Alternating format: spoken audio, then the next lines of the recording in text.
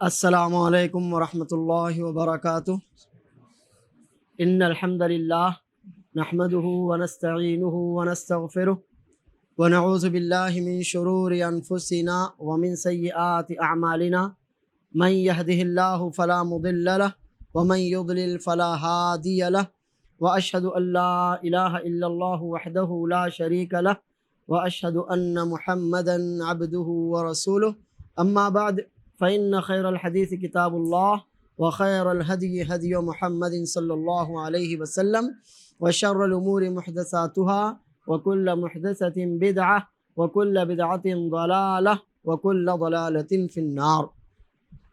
الحمدللہ ہم نے پچھلے ہفتے جو نیا باب شروع کیا ہے وہ ہے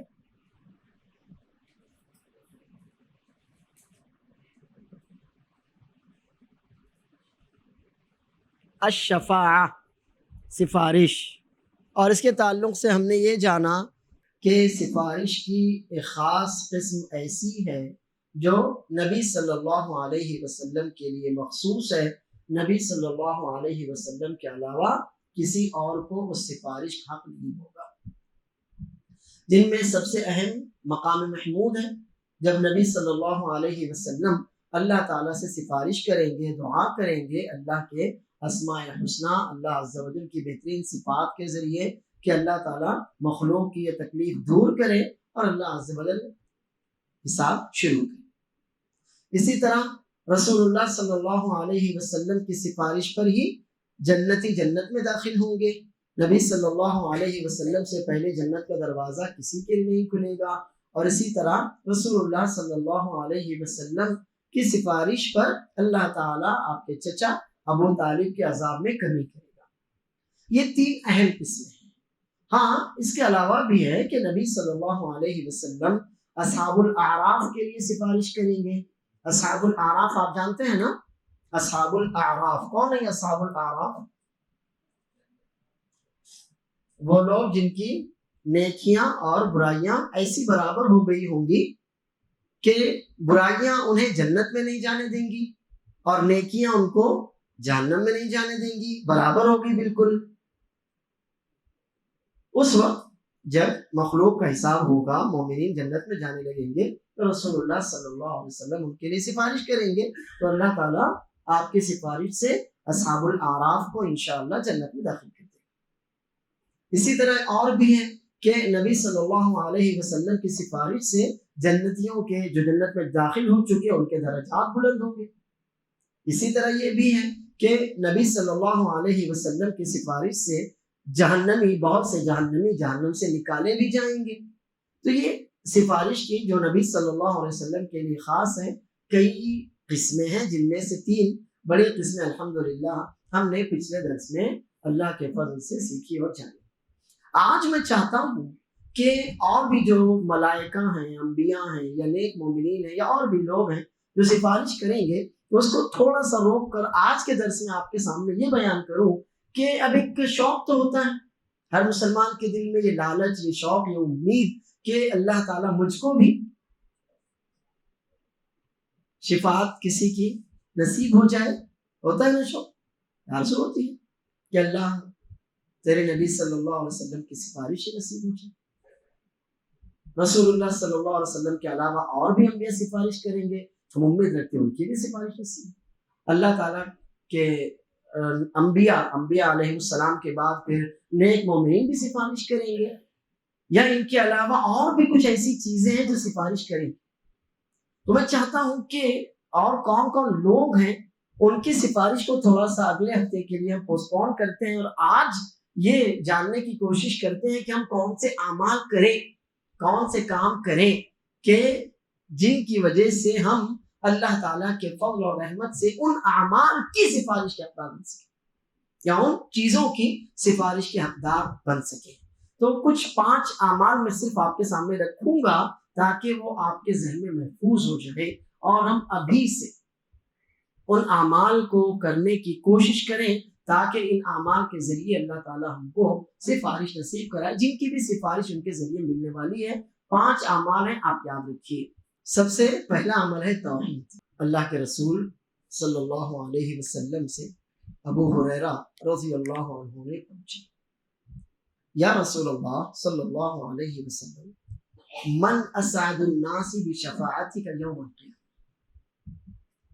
قال رسول اللہ صلی اللہ علیہ وسلم لقد ظننت یا ابا ہریرہ الا يسألني عن هذا الحديث احد قبلك لما رأيت من حرصك على الحديث اسعد الناس بشفاعتي يوم القيامة من قال لا الہ الا اللہ خالصا من قلبه۔ صحیح بخاری اور صحیح مسلم کی حدیث ہے۔ ابو ہریرہ رضی اللہ عنہ کہتے ہیں میں نے رسول اللہ صلی اللہ علیہ وسلم سے پوچھا اللہ کے رسول صلی اللہ علیہ وسلم قیامت کے دن آپ کی شفاعت کا سب سے اونچے حصے کا حقدار کون ہوگا؟ کون وہ خوش قسمت ترین آدمی ہوگا کہ جسے آپ کی سفارش کا حق ملے، یعنی وہ آپ کی سفارش سے جنت میں داخل ہو، وہ کون خوش قسمت ترین سعادت مند انسان ہوگا؟ رسول اللہ صلی اللہ علیہ وسلم نے جواب دینے سے پہلے ابو ہریرہ رضی اللہ عنہ کی تعریف میں جملہ کہا۔ آپ نے کہا ابو ہریرہ مجھے یقین تھا کہ اس سلسلے میں تم سے پہلے کوئی اور مجھ سے نہیں پوچھے گا، یہ سوال جو تم نے پوچھا ہے نا، مجھے یقین تھا کہ یہ سوال تم سے پہلے اور کوئی نہیں پوچھے گا، کیونکہ میں دیکھتا ہوں تمہیں حدیث سے کتنی زیادہ محبت ہے۔ رسول اللہ صلی اللہ علیہ وسلم کی باتوں سے، اقوال سے، اعمال سے، افعال سے، سنت سے، سیرت سے میں دیکھتا ہوں کہ تمہیں کتنی زیادہ محبت اور اس کا شوق ہے۔ مجھے یقین تھا کہ یہ سوال تم سے پہلے اور کوئی نہیں کرے گا۔ تو سنو، اسعد الناس بشفاعت یوم القیامہ،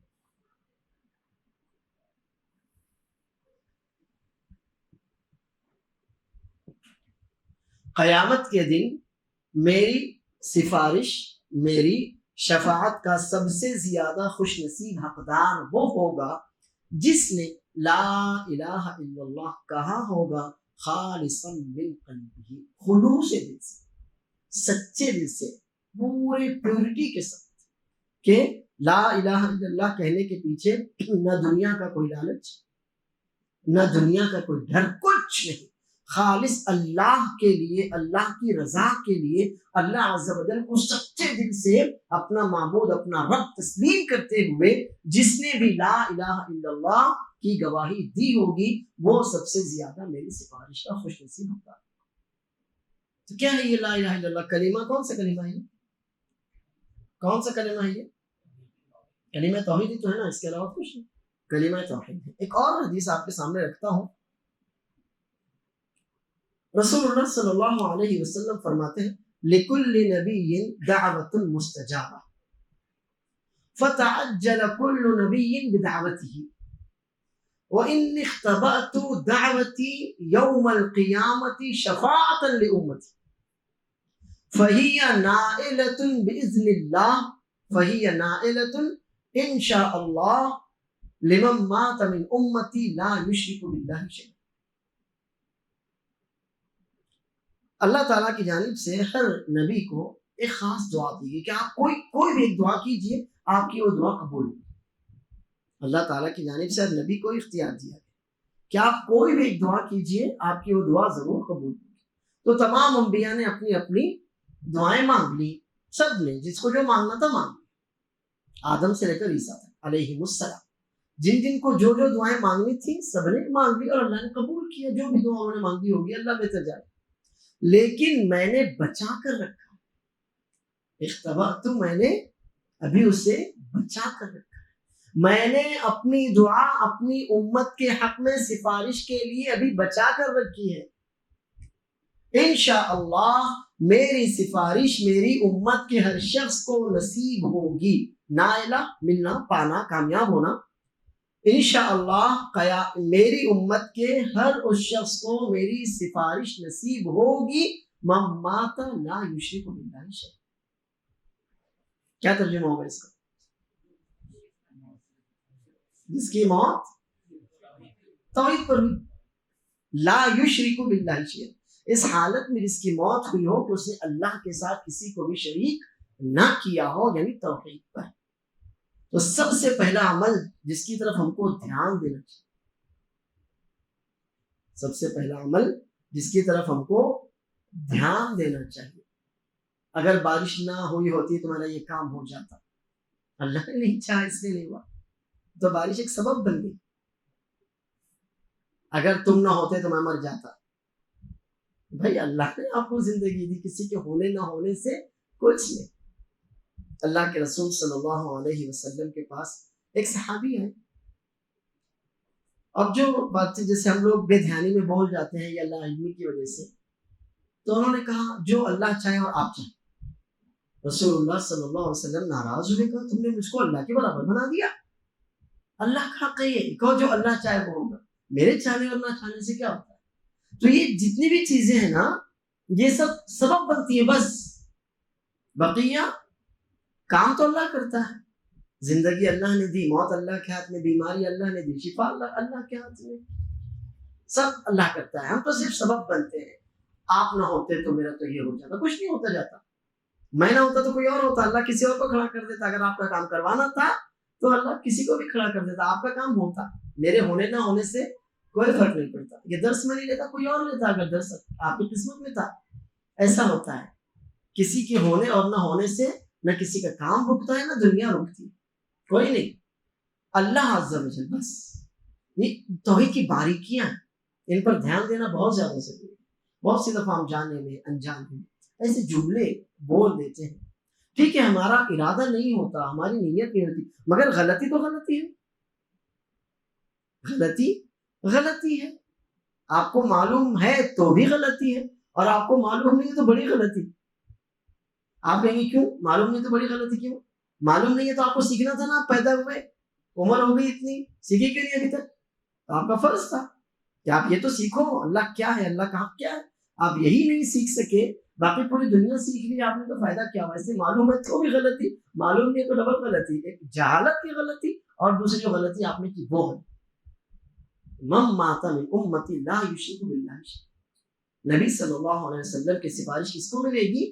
توحید پر جس کی موت ہوگی. اس لیے ہم کو ہمیشہ اللہ عز و جل کی توحید کے مسئلے میں بہت زیادہ محتاط رہنا چاہیے. محتاط یعنی الرٹ. ہماری کوئی ایسی حرکت نہ ہو، کوئی بات ہماری زبان سے ایسی نہ نکلے کہ جس سے اللہ عز و جل کی شان میں گستاخی ہوتی ہو اور توحید پر حرف آتا ہو. اس لیے احتیاط کیجیے اور توحید کے مسائل سیکھنے کی پوری کوشش کیجیے. اگر آپ یہ چاہتے ہیں کہ آپ کا شمار بھی ان لوگوں میں، اگر آپ یہ چاہتے ہیں کہ آپ کا شمار ان خوش نصیب لوگوں میں ہو جن کو اللہ کے نبی صلی اللہ علیہ وسلم کی سفارش ملنے والی ہے، انشاءاللہ ضرور ملنے والی ہے، تو لا الہ الا اللہ کے تقاضے آپ کو پورے کرنے پڑیں گے. یہ پہلا کام ہے جس پر ہم کو ڈٹ جانا ہے، جم جانا ہے. دوسرا کام،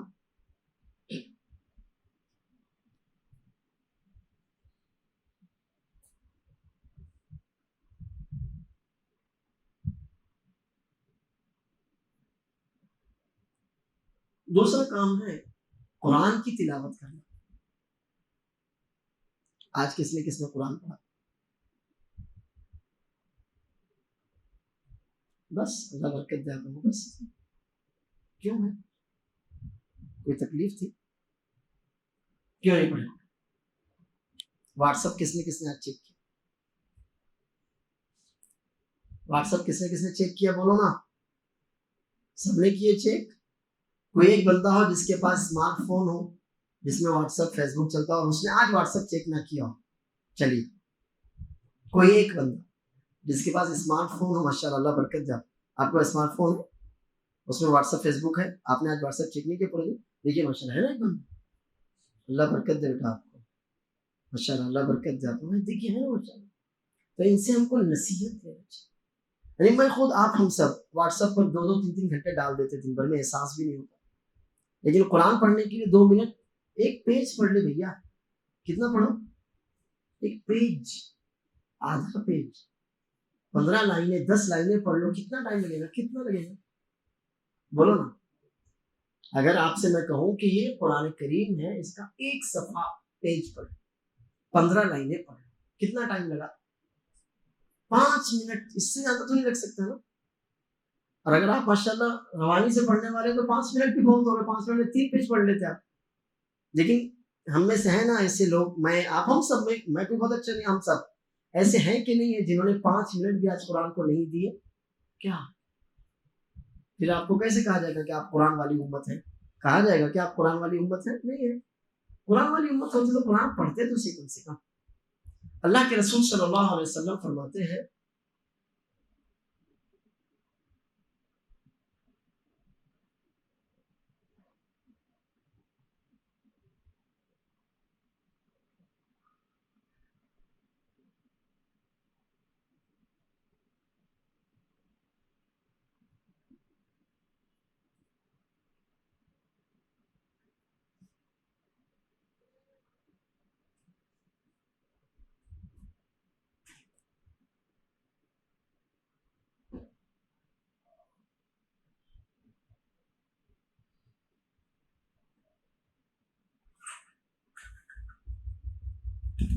اقرأوا القرآن, قرآن پڑھا کرو, قرآن پڑھا کرو.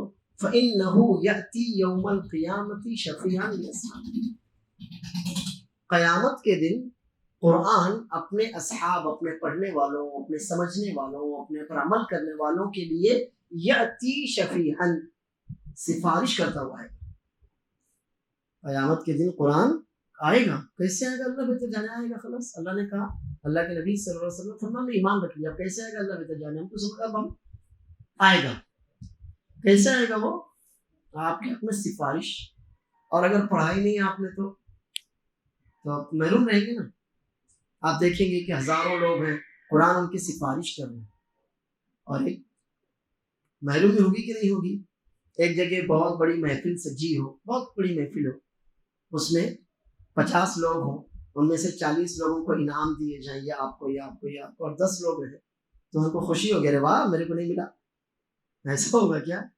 بلکہ وہ تو سوچیں گے کاش میں یہاں نہ ہوتا, یا کاش میں بھی ان لوگوں. ایسے ہی ہوگا نا, یا تو میں یہاں نہ ہوتا. اور قیامت کے دن تو کوئی بھاگ نہیں سکے گا, چھپنے کی کوئی جگہ تھوڑی ہوگی قیامت کے دن. یا تو یہ کہ کاش میں بھی ان لوگوں میں شامل ہوں. تو اگر آپ کو چاہیے سفارش, کس کی سفارش ہے یہ؟ خود قرآن کی سفارش. قرآن خود سفارش کرتا. اللہ کے رسول صلی اللہ علیہ وسلم فرماتے قرآن پڑھا کرو.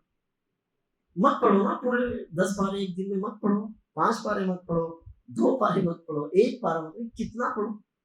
کچھ تو پڑھو. 1 پیج پڑھو, 2 پیج پڑھو, 1 رکوع پڑھو, 2 رکوع پڑھو, کچھ تو پڑھنا چاہیے.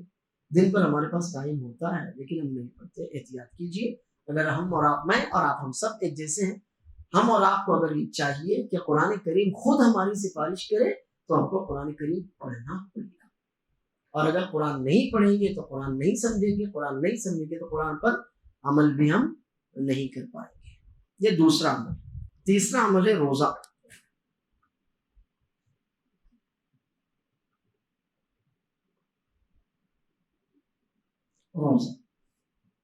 روزہ تو ہم صرف رمضان میں رکھتے ہیں نا. روزے ہم کب رکھتے ہیں؟ صرف رمضان میں رکھتے ہیں. ٹھیک ہے, اچھی بات ہے, الحمدللہ ہم فرض کا خیال رکھتے ہیں. لیکن اس کے علاوہ بھی روزے ہیں. نبی صلی اللہ علیہ وسلم کا حال تو یہ تھا کہ جب روزہ رکھنا شروع کرتے تو رکھتے ہی چلے جاتے. گھر والے سوچتے کہ اب کبھی ناغا بھی کریں گے کہ نہیں کریں گے, اور کبھی ناغا کرتے تو ناغا کرتے, گھر والے سوچتے روزہ رکھیں گے کہ نہیں رکھیں گے. اس کے علاوہ نبی صلی اللہ علیہ وسلم ہر پیر اور جمعرات کو روزے رکھتے تھے. ہر پیر اور جمعرات کو روزے رکھتے تھے. مہینے میں 8 تو ایسے ہی ہو گئے, اور اگر پیر یا جمعرات اور ایک بار آ گیا تو 9 ہو گئے, تو 8-9 روزے تو ہر مہینے میں ایسے ہی ہو جاتے. اور اس کے بعد پھر نبی صلی اللہ علیہ وسلم ہر 13, 14, 15 کو مزید روزے رکھتے تھے. آدھا مہینہ تو ایسا ہی ہو گیا نا, 29 کا تو مہینہ ہوتا ہے, کبھی 29 کبھی 30. تو کبھی 8 اور 9, 8 ہوئے تو 8 اور 3 11, کبھی 9 ہوئے تو 9 3 12, تو ایسے 12 روزے, آدھا مہینہ تقریباً ایسا ہی ہو گیا. نبی صلی اللہ علیہ وسلم اتنے روزے رکھتے تھے. پھر اس کے علاوہ ہر تھوڑے دنوں کے بعد کوئی روزہ آتا ہے, کبھی محرم میں، عید الاضحیٰ کے موقع پر ایسے روزے آتے رہتے ہیں، تو ہمیں خیال رکھنا چاہیے۔ اللہ کے رسول صلی اللہ علیہ وسلم فرماتے ہیں الصیام والقرآن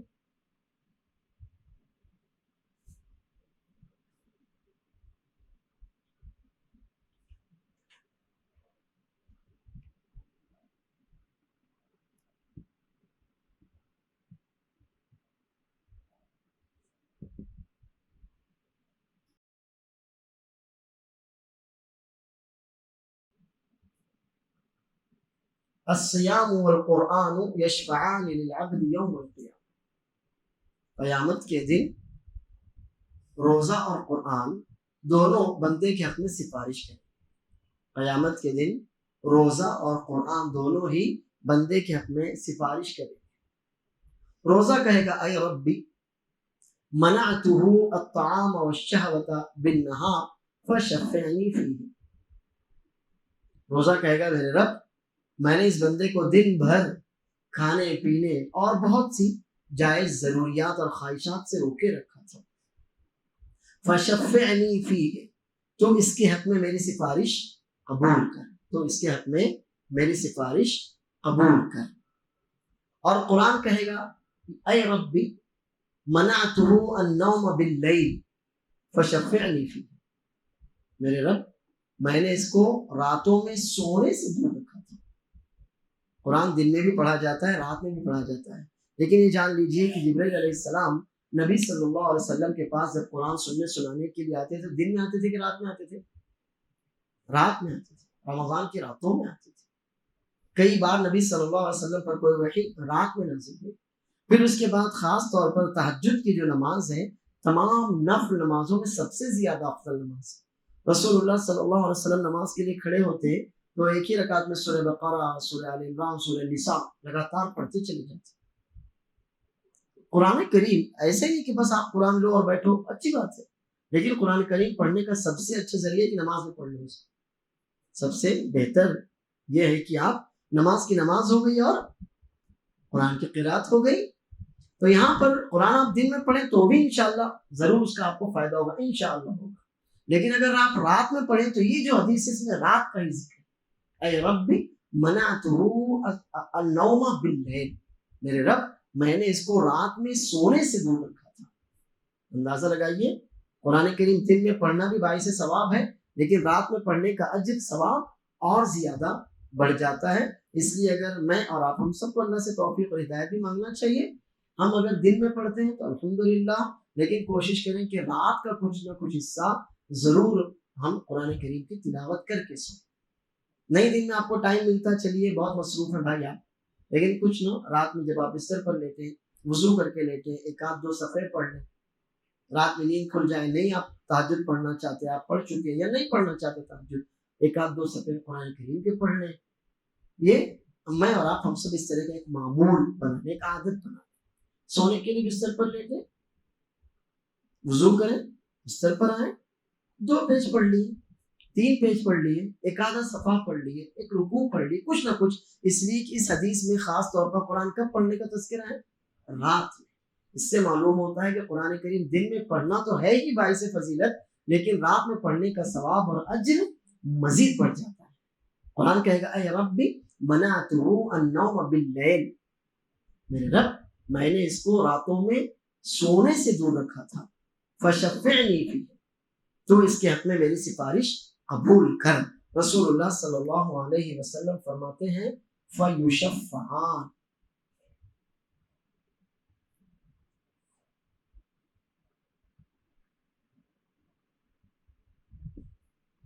ان دونوں کی سفارش قبول کی جائے گی۔ روزے کی بھی سفارش قبول کی جائے گی، جو بھی آپ روزے رکھتے ہیں، رمضان کے روزے الحمدللہ اللہ مزید توفیق دے، ہم اور آپ رکھتے ہیں۔ رمضان کے علاوہ بھی ہم کو کبھی کبھی 5 جمعرات ہی رکھ لیے، کبھی 13، 14، 15 ہی رکھ لیے، لیکن روزے رکھنے کی ایک عادت اپنے اندر ہونا چاہیے۔ ایسا نہ ہو کہ پورا سال ہم روزے کو بھولے ہی رہیں، پھر جب رمضان آئے تو پہلا دوسرا روزہ ایسا ہو کہ ہم گویا بے ہوش ہو جائیں گے۔ اس کی وجہ یہی ہوتی ہے، پورا سال ہم کو عادت ہی نہیں ہوتی، دن بھر پیٹ بھرا رہتا ہے، اس کو خالی رکھنے کی عادت نہیں ہوتی، تو جب اچانک سے روزہ رکھنا ہوتا ہے تو پہلا دوسرا روزہ دیکھیے کتنی تکلیف پریشانی ہوتی ہے۔ بیچ بیچ میں ہم کو اگر ہو اللہ توفیق دے تو ہر پیر جمعرات کو رکھیں، اللہ توفیق دے چاند کی ہر 13 14 15 کو رکھیں، لیکن اگر ایسا نہیں ہوتا تو کبھی بھی رکھ لو، کبھی بھی رکھ لو۔ اللہ کے رسول صلی اللہ علیہ وسلم ایک گھر میں تشریف لائے، عائشہ رضی اللہ عنہ سے پوچھا کھانے کو کچھ ہے؟ کہا نہیں ہے۔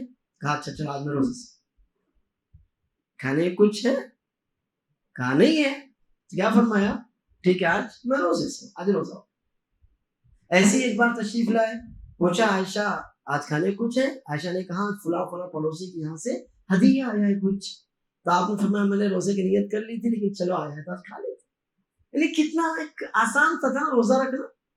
اور ہم کو روزہ رکھنا ہے تو پہلے گھر والوں کا الگ، دیکھو 5:30 بجے اذان ہے، مجھ کو 4:30 بجے جگانا، مجھ کو پراٹھا چاہیے، مجھ کو روٹی چاہیے، مجھ کو نان چاہیے، مجھ کو پاؤ چاہیے، یہ سارے، مجھ کو بھیجا چاہیے، مجھ کو پایا چاہیے، یہ سارے لوازمات چاہیے ہم کو۔ اور یہاں نبی صلی اللہ علیہ وسلم کے زمانے میں کتنا ایزی تھا روزہ رکھنا، یعنی کوئی بات ہی نہیں تھی، ایک عام سی بات تھی۔ اور ہم روزہ رکھتے ہیں تو پوری گڈی لینڈ روزے سمجھ میں آ جاتا ہے کہ بھائی یہاں سحری کا انتظام ہے، یہاں افطار کا انتظام ہے، یہ ہمارا روزہ، آپ کو بتاتا ہوں برا نہ مانیے گا، ہمارے روزے کی پہچان کھانا ہے۔ میں غلط ہوں تو بولو بھائی شیخ آپ غلط ہو۔ ہمارے روزے کی پہچان کیا ہے؟ کھانا۔ سحری میں سارے ہوٹل کھلے رہتے کا ہے کہ کھانے کے لیے نا، 3 بجے سے سارے ہوٹل سج جاتے کا ہے کے لیے، کھانے کے لیے نا۔ تو جو ہمارے روزے کی پہچان بھوک نہیں ہے، پھر کیا ہے؟ کھانا۔ یعنی جتنا زیادہ کھانا دکھے گا وہ پہچان ہوگی کہ بھائی مسلمان لوگ روزے سے زیادہ۔ تو آپ سوچیے روزے کا جو فائدہ ہونے والا ہے کیا؟ وہ نہیں ہونے والا۔ کیوں نہیں ہوتا فائدہ روزے کا؟ اس کی وجہ یہی ہے کہ ہم نے روزے کا مقصد بھوکا رہنا نہیں رکھا، ہم نے روزے کا مقصد خوب کھانا۔ پہلے تو سحری میں اتنا کھانا کہ بھائی 12 گھنٹے بھوکے رہنا ہے، پھر رات میں اتنا کھانا کہ صبح روزہ رکھنا ہے، بس کھاؤ، ایسا مت کرو۔ روزے کے جو مقاصد ہے ان میں سے یہ ہے کہ آپ کو بھوک کا احساس بھی ہونا چاہیے، آپ کو بھوک کا احساس بھی ہونا چاہیے۔ اللہ کے رسول صلی اللہ علیہ وسلم فرماتے ہیں جو دنیا میں جتنا زیادہ کھائے گا نا آخرت میں اتنا ہی زیادہ بھوکا رہے گا۔ اسے تھوڑا سا کھانے پر میں بھی اور آپ بھی کنٹرول رکھیں، اتنا ہی کھائیں جتنی ضرورت ہو، جو ضرورت سے زائد ہے بلا وجہ ضائع نہ کریں، جن کو ضرورت ہے ان کو دے دیں۔ تو یہاں یہ ہمارا تیسرا عمل ہے جس کی ہم کو خاص، جس کے تعلق سے ہم کو شوق رکھنا چاہیے، حرص رکھنا چاہیے، اور کچھ نہیں تو کبھی کبھار ہفتے 15 دن میں ایک آدھ بار روزہ رکھ ہی لینا چاہیے۔ اللہ توفیق دے۔ اللہ کے نبی صلی اللہ علیہ وسلم فرماتے ہیں فیشفعان، روزے کی اور قرآن دونوں کی سفارش قبول کی جائے گی۔ اس کے بعد چوتھا عمل ہے، اللہ کے رسول صلی اللہ علیہ وسلم فرماتے ہیں اذا سمعتم المؤذن فقولوا مثل ما يقول المؤذن، جب تم مؤذن کو اذان دیتے ہوئے سنو تو جیسا وہ کہتا ہے ویسا ہی کہو، سوائے حی علی الصلاۃ حی علی الفلاح، تو آپ کو معلوم ہے کہ اس کے جواب میں کیا کہتے ہیں؟ لا حول ولا قوت الا باللہ۔ لیکن یہ بات آپ جان لیجیے کہ حی علی الصلاۃ حی علی الفلاح کے جواب میں حی علی الصلاۃ حی علی الفلاح بھی کہہ سکتے ہیں، دونوں جائز ہیں۔ حی علی الصلاۃ حی علی الفلاح کے جواب میں آپ یہ بھی کہہ سکتے ہیں حی علی الصلاۃ حی علی الفلاح، اور جیسے آپ جو کہتے ہیں لا حول ولا قوت الا باللہ وہ بھی کہہ سکتے ہیں، کوئی حرج نہیں ہے، دونوں جائز ہیں۔ اللہ کے رسول صلی اللہ علیہ وسلم فرماتے ہیں اذا سمعتم المؤذن فقولوا مثل ما يقول المؤذن، جب تم مؤذن کو اذان دیتے ہوئے سنو تو ایسے ہی کہو جیسے مؤذن کہتا ہے۔ ثم صلوا اللہ لی الوسیلہ، پھر اللہ سے میرے لیے وسیلہ مانگو۔ دھیان دو کون کہہ رہا ہے مانگنے کے لیے؟ نبی صلی اللہ علیہ وسلم۔ اور کس سے کہہ رہے ہیں؟ ہم سے اور آپ سے نا۔ ثم صلی اللہ لی الوسیلہ، پھر اللہ سے میرے حق میں وسیلہ مانگو، یعنی مجھ سے اور آپ سے کہا نا تم مانگو، اللہ سے مانگو۔ اور میں تو دعویٰ کرتا ہوں اللہ کے پاس کیا ہے؟ جو لینا ہے محمد سے لے لیں، اور یہاں رسول اللہ صلی اللہ علیہ وسلم فرما رہے اللہ سے مانگو، میرے لیے مانگو۔ سمجھ رہے فرق؟ اللہ کے نبی صلی اللہ علیہ وسلم کی عاجزی دیکھیے، تواضع دیکھیے، اور اعتراف، اقرار دیکھیے کہ تم اللہ سے میرے لیے وسیلہ مانگو۔ اور ہم کیا دعوے کرتے ہیں؟ جو لینا ہے وہ محمد سے، نعوذ باللہ، لا حول ولا قوة۔ رسول اللہ صلی اللہ علیہ وسلم یا کوئی کسی کو کچھ نہیں دے سکتا۔ ہم نے حدیث پڑھی ہے نا، رسول اللہ صلی اللہ علیہ وسلم نے فرمایا فاطمہ جو چاہیے یہاں کا یہاں لے لو، قیامت کے دن میں تمہارے کسی کام نہیں آؤں گا. تو اپنی بیٹی کے کام نہ آ سکے اور میرے اور آپ کے کام آئیں گے. پھر آپ کے پاس اگر دو لوگ ہوں، ان میں سے ایک آپ کا بیٹا ہو، دوسرا کوئی پرایا ہو، دونوں کسی چیز کے ضرورت مند ہو، تو آپ پہلے کس کی مدد کریں گے؟ آپ اپنی اولاد کی مدد کریں گے. تو وہاں سے یہ فطرت بھی ہے، یہ شریعت بھی ہے، اور یہ آپ کی محبت اور آپ کے خون کا تقاضا بھی ہے. لیکن رسول اللہ صلی اللہ علیہ وسلم کیا فرماتے ہیں؟ فاطمہ جو مانگنا ہے مجھ سے یہاں مانگ لو، قیامت کے دن اللہ کے پاس میں تمہارے کسی کام نہیں آ سکوں گا. تو نبی صلی اللہ علیہ وسلم اپنی بیٹی کے کام نہیں آئیں گے، دوسروں کے کام آئیں گے. پھر نبی صلی اللہ علیہ وسلم فرماتے ہیں ثم صلی اللہ علیہ الوسیلہ، پھر اللہ تعالیٰ سے میرے حق میں وسیلہ مانگو. فَإِنَّهَا مَنزِلَةٌ فِي الْجَنَّةِ، یقیناً جنت میں ایک ایسا اونچا مرتبہ ہے، لا تنبغی الا لعبد من عباد اللہ، جو اللہ تعالیٰ کے تمام بندوں میں سے صرف ایک بندے کے ہی لیے مناسب ہے، ایک ہی بندے کا وہ حق ہے. وَأَنَا أَرْجُو أَنْ أَكُونَ أَنَا هُوَ، اور مجھے امید ہے کہ وہ خوش نصیب ترین بندہ میں ہی ہوں. مجھے امید ہے کہ وہ خوش نصیب بندہ جو وسیلہ جس کو ملنے والا، ہم نے پچھلے ہفتے اس پر بات کی، وہ میں ہی ہوں. فَمَنْ سَأَلَ اللَّهَ لِيَ الْوَسِيلَةَ حَلَّتْ لَهُ شَفَاعَتِي، اب جو بھی اللہ سے میرے لیے وسیلہ مانگے گا وہ انشاءاللہ حلت لہو شفاعتی، اس کے حق میں میری سفارش لازم ہو جائے. جو بھی اللہ سے میرے حق میں سفارش وسیلہ مانگے گا اس کے حق میں میری سفارش لازم ہو جائے گی. تو وسیلہ کب مانگنا ہے؟ اذان کے بعد کی دعا. اور وہ اذان کے بعد کی دعا کون سی ہے؟ اللہم رب هذه الدعوة التامة والصلاة القائمة آت محمد للوسيلة والفضيلة وبعثه مقاما محمودا الذي بعثه، وبعثه مقاما محمودا الذي بعثه. اے اللہ اس مکمل دعوت کے رکھ، والصلاة القائمة، اور اس قائم کھڑی ہونے والی نماز کے رکھ، آت محمد للوسيلة والفضيلة، نبی صلی اللہ علیہ وسلم محمد صلی اللہ علیہ وسلم کو وسیلے اور فضیلت سے نواز، وبعثہ مقام محمودا، اور تو انہیں مقام محمود سے سرفراز فرما، الذی وعدتہ، جس کا تو نے ان سے وعدہ کیا ہے. فمن سأل اللہ علیہ الوسیلۃ حلت لہ شفاعت. یہ دعا پڑھیے. اللہ کے نبی صلی اللہ علیہ وسلم فرماتے ہیں جو بھی میرے لیے اللہ سے وسیلہ مانگے گا انشاءاللہ اس کے لیے میری سفارش لازم ہو جائے گی. یہ کتنے کام ہو گئے؟ یہ 4 کام ہو گئے. 5ویں کام کا کسی کو اندازہ ہے جیسا؟ اور کون سا کام ہے جو ہم کریں؟ جی زکات، کوئی اور چیز؟ نماز اور دعا، جی، اور یتیم کو کھلانا، جی، سورہ ملک اور قرآن کی تلاوت میں دونوں. اور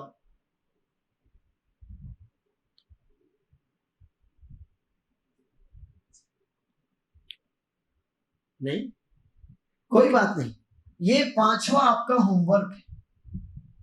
جی، درود پڑھنا. ماشاءاللہ، دیکھیے عثمان بھائی نے اس کا موقع ہی نہیں دیا. نبی صلی اللہ علیہ وسلم پر کثرت سے درود پڑھنا، نبی صلی اللہ علیہ وسلم پر کثرت سے درود پڑھنا. اور خاص طور پر یاد رکھیے صبح کی دعاؤں میں 10 بار اور شام کی دعاؤں میں 10 بار. کثرت سے تو پڑھنا ہی ہے، نہیں چلتے پھرتے اٹھتے بیٹھتے سوتے جاگتے آپ پڑھتے رہیں درود. اس کے بہت سے فائدے ہیں، جن میں سے ایک تو یہ ہے کہ گناہ معاف ہوتے ہیں. دوسرا یہ ہے کہ جو بھی فکر، ٹینشن، غم، پریشانیاں، مصیبتیں ہوتی ہیں وہ دور ہو جاتی ہیں. اللہ کی رحمتیں نازل ہوتی ہیں، گناہ معاف ہوتے ہیں، نیکیاں ملتی ہیں، درجات میں اضافہ ہوتا ہے. قیامت کے دن نبی صلی اللہ علیہ وسلم سے وہ آدمی سب سے زیادہ قریب ہوگا جو کثرت سے آپ پر درود پڑھتا ہوگا. یہ تو سارے فائدے ہیں اس کے.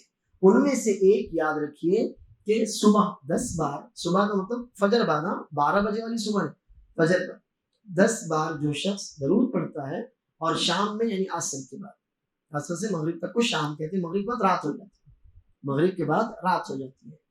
تو صبح 10 بار اور شام میں 10 بار جو بھی درود پڑھتا ہے اللہ کے رسول صلی اللہ علیہ وسلم کے فرمان کے مطابق وہ قیامت کے دن نبی صلی اللہ علیہ وسلم کی سفارش کا حقدار ہوگا۔ تو یہ پانچواں عمل ہے۔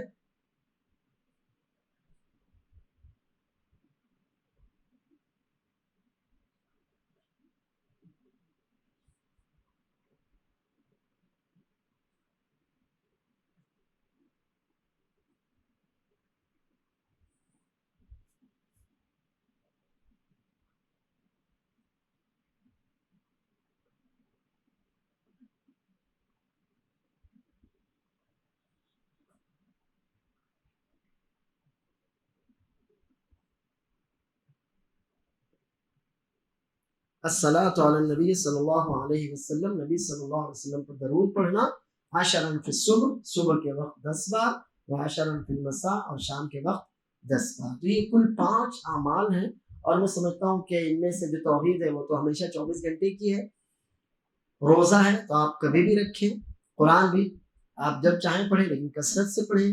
اس کے بعد پھر یہ دعا، یہ بھی دن میں 5 بار تو ہونا ہی چاہیے، اور اس کے بعد پھر نبی صلی اللہ علیہ وسلم پر درود کثرت سے پڑھیں، لیکن خاص طور پر صبح فجر کے بعد 10 بار، اور شام میں یعنی عصر کے بعد 10 بار۔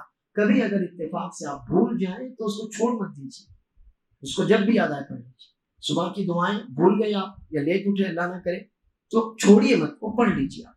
ایسی شام کی دعائیں اثر وقت پڑھی جاتی ہیں مغرب سے پہلے، لیکن آپ بھول گئے، کسی کام میں لگ گئے، کچھ بھی ہوا نہیں پڑھ سکے، تو چھوڑیے مت، وہ جب بھی یاد آئے ضرور پڑھ لیجیے۔ یہ 5 اعمال ہم کریں گے تو انشاءاللہ ہم قیامت کے دن اللہ کے نبی صلی اللہ علیہ وسلم کے اور خود ان چیزوں کی بھی سفارش کے حقدار بنیں گے۔ اور اب انشاءاللہ اگلے ہفتے ہم یہ جانیں گے کہ نبی صلی اللہ علیہ وسلم کے علاوہ اور کون خوش نصیب ہوں گے کہ جن کو اللہ تعالیٰ سفارش کا حق دے گا۔ وباللہ التوفیق، وصلی اللہ وسلم وبارک علی نبینا محمد۔ کوئی سوال ہے؟ اللهم صل على محمد وعلى آل محمد كما صليت على إبراهيم وعلى آل إبراهيم إنك حميد مجيد اللهم بارك على محمد وعلى آل محمد كما باركت على إبراهيم وعلى آل إبراهيم إنك حميد مجيد۔ اس کو درود ابراہیمی کہتے ہیں، سب سے افضل، سب سے افضل۔ باقی آپ نے کئی مسجدوں میں دیکھا ہوگا کہ ایک درود جس سے 80 سال کے گناہ معاف، وہ سب خرافات ہیں۔ وہ ایک درود جزا اللہ عنا محمدا ما هو، یہ سب بیکار کی باتیں ہیں، یہ بعد والوں کی، میری اور آپ کی ایجاد ہے۔ اور وَكُلُّ مُحْدَثَةٍ بِدْعَةٍ، یہ ایسے دین کے نام پر جو نئے نئے کام ہے نا، وہ دین سے نہیں ہے، وہ سب بدعات ہیں۔ درود سب سے بہترین درود درود ابراہیمی ہے، آپ نماز میں بھی پڑھتے ہیں وہ پڑھیے، اور اگر اتنا بڑا نہیں پڑھ سکتے آپ تو صلی اللہ علیہ وسلم کہہ سکتے ہیں، اللہم صلی وسلم علی نبینا محمد کہہ سکتے ہیں، اللہم صلی وسلم وبارک علی نبینا محمد کہہ سکتے ہیں۔ کچھ بھی، کوئی بھی درود کا کلمہ ہونا چاہیے، لیکن سب سے زیادہ افضل جو میں نے بتایا درود ابراہیمی ہے، وہ انشاءاللہ آپ کے لیے زیادہ مفید اور مؤثر ہوگا انشاءاللہ۔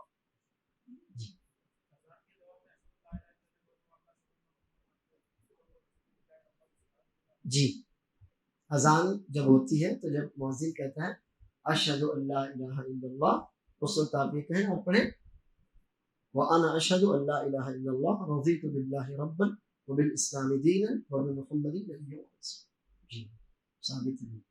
وآخر دعوانا الحمد للہ رب العالمین، والسلام علیکم ورحمۃ اللہ وبرکاتہ۔